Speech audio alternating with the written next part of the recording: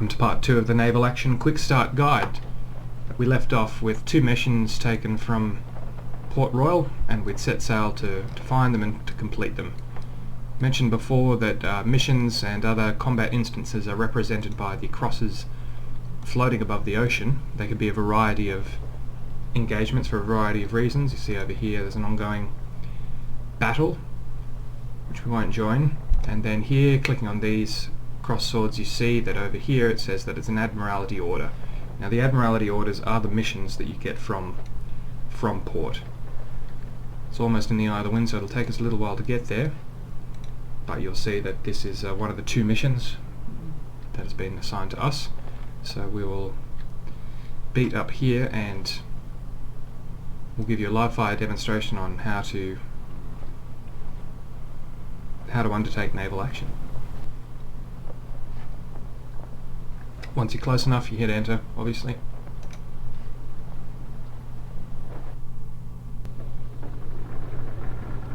Now when you enter combat for the first time, there's a few things you need to know. Note the red countdown timer in the middle top of the screen. That gives you time to set your ship settings to anything you want without a time penalty. So I just press 7 and switch to gunnery, and I have just pressed W a stack of times, and so when the timer hits 0, these settings are already in place. If you set them after the timer ends, it will take a significant amount of time to switch to these settings. You can do it with your ammunition and the cannons as well.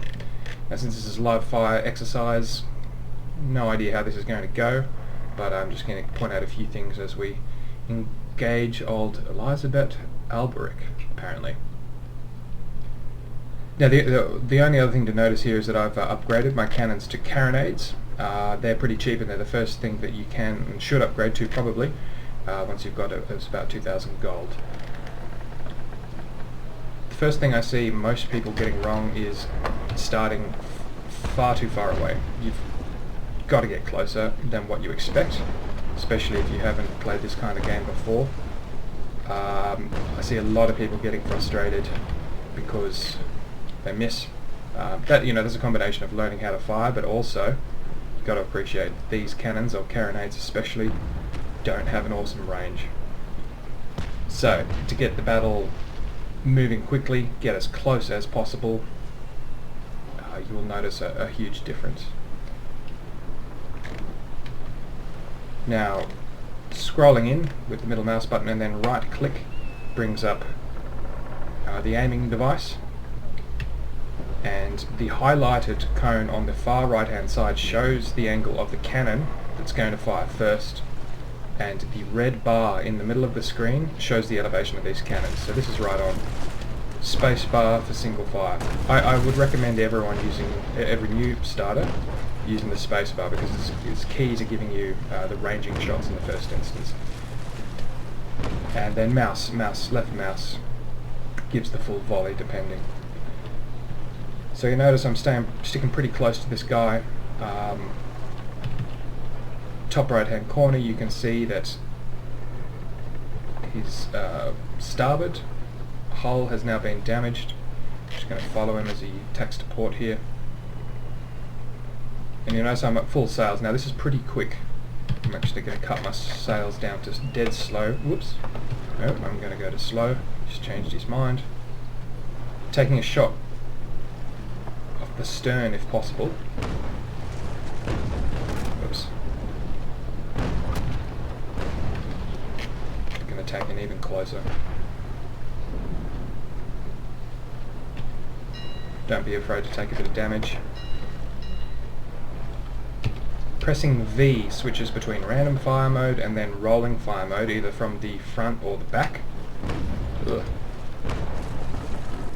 And this is important when you're doing a broadside with the left mouse button. You can choose which cannons fire first, and it makes all the difference, especially when you're moving quickly.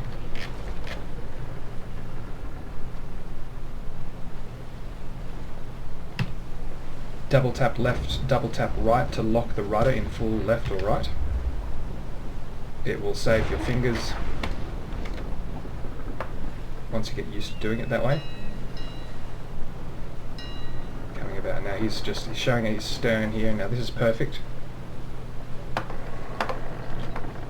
Take a big chunk out of it.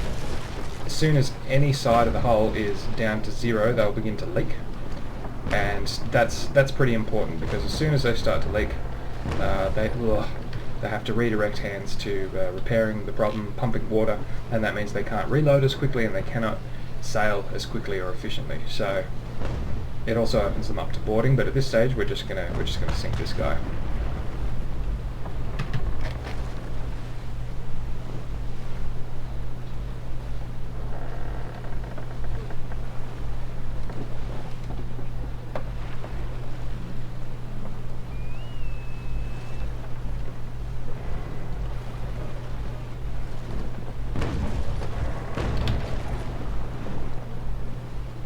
Be conservative.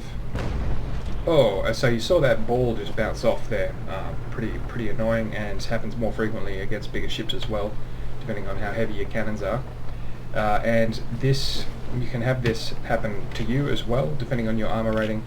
And see how I'm coming in straight at him, so that if there's a broadside, first of all, there's less of a chance that it'll hit me. If he hits me on an angle along the side, there's more of a chance the ball will bounce, but it does leave my bow pretty vulnerable. He's tacking again. I'm going to blow his stern off again. Bounces, terrible. Oh!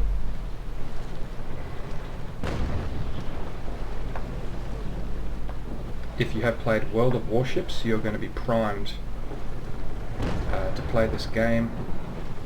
But unlike World of Warships, the weather and the waves actually have an impact on the game. Where on all the ships that don't, it's just flat. Now you see here I'm coming up into the eye of the wind, and I'm not going to go into it. I'm going to cut myself to slow and then tack the other way. And this is so that I don't get caught in the eye of the wind. You can do it, but you need to be going fast, lest you get caught in irons, or locked in irons, as we say in the naval faring tradition. So far, not a huge amount of damage to me. He's fairly beaten up. Could hit him from here, but much more effective to get closer, going to full. And again, the objective here is just to sink him, get the 50 XP on top of whatever XP we get for doing damage to this ship rather. Not a boat.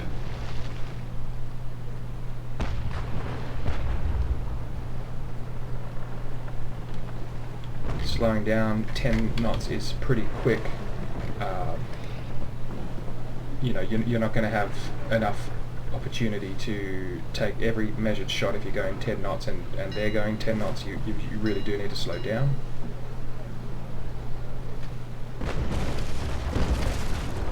And I'm using spacebar for this entire thing. Whoop, this entire thing. I just find it more accurate and more effective because I can stand a chance of, you know, landing almost every shot, versus with the mouse it's still a little bit unpredictable unless you're right up along them.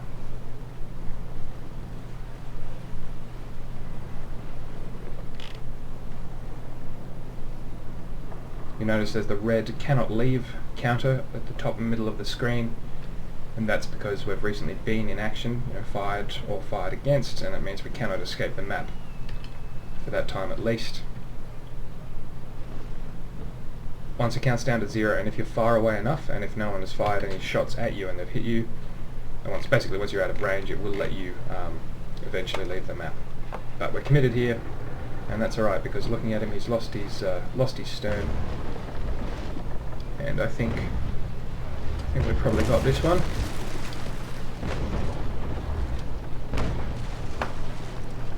Like I said, the roll of the waves does make a huge difference.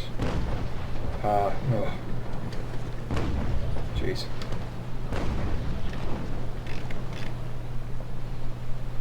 All I can say is get closer than you would expect or initially plan to. Now he's coming up on the eye of the wind, and depending on what I do, the bot, no, he's come through, he's passed it, so he's going to attack all the way to port. I'm going to go to dead slow and then cut around so that my right side is available for a broadside, hopefully. Picking up the speed there.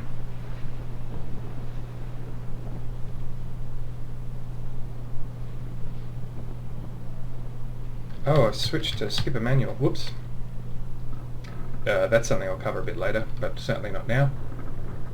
You notice I lost all my speed there, and that's because I took manual control of all the rigging there, and that's not what I wanted to do. Alright. Going to gain some speed, double tap D, and then tack right across the eye of the wind. It's going to cut out a lot of my forward momentum, but that's fine because it should give me time enough to bring my port to bear and take another shot at him. The smoke from the cannons has a huge impact on visibility. You'll find that there are plenty of times where you actually have to slow up on your firing because you simply cannot see what you're doing, or if you're hitting anything. We're coming up on him now. Again V, so that's rolling back fire mode, and V again for rolling forward fire. My forward cannon will fire first, and we'll lay into him.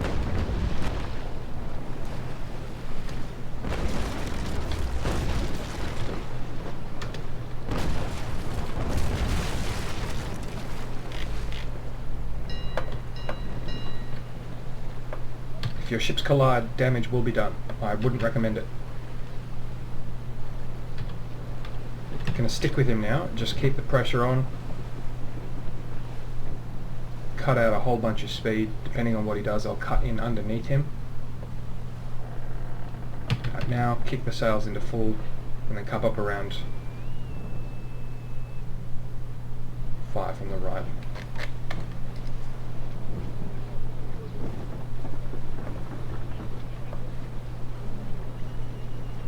Cross the wind. It's a risky manoeuvre, but as long as you've got enough speed.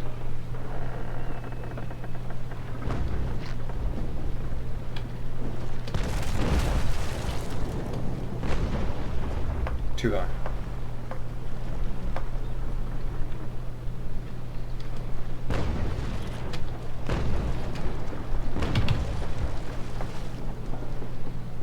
Stick with him. He looks like he's going across the wind again. I'm going to full, and I'm going to follow him because I've got enough speed.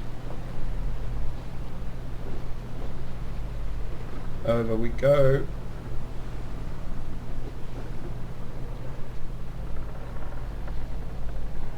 I'm actually going to keep the sails at full until I get a little bit closer.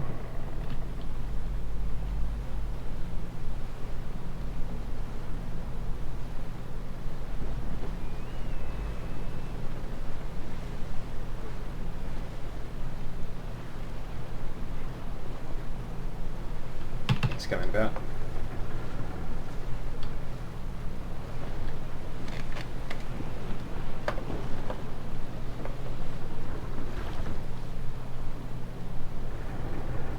Now at this stage he's leaking pretty badly, one assumes, and that takes out.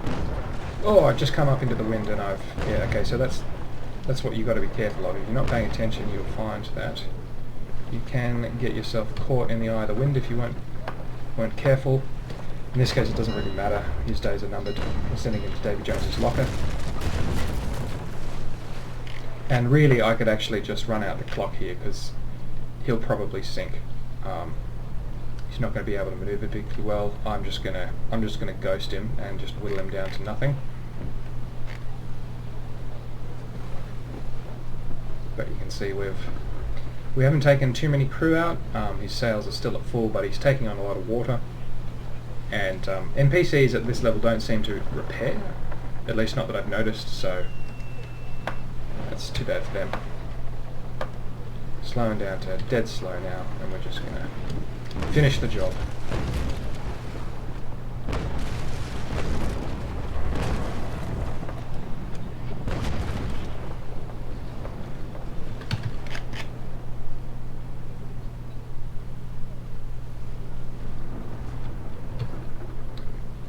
So watch all the wind get knocked out of my sails right now. He's doing the same. He didn't have enough speed. He's going to be locked there.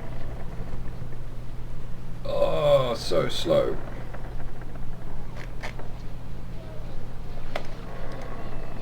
Being in irons is worthy of a YouTube video in itself, and this is something I may do in the future.